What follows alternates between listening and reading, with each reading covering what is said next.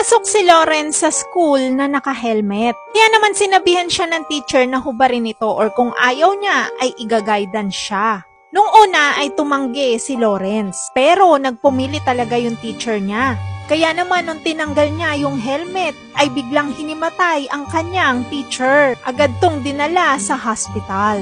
Pagkatapos nun ay inaya si Lawrence ng friend niya sa isang all-girls school. Pinapaalis sila ng mga ito dahil ayaw daw nila ng mga boys sa campus nila. Pero nag-iba ang sitwasyon nung hubarin ni Lawrence yung helmet. Halos mabaliw yung mga babaeng estudyante nung makita si Lawrence at yung iba ay sobrang nagwawala. Hindi kasi nila kinakaya ang kagwapuhan ni Lawrence. At dahil dito, dinagsa ang bahay ni Lawrence at dinadayo ito ng mga girls. Pero ginawa itong business ng daddy niya.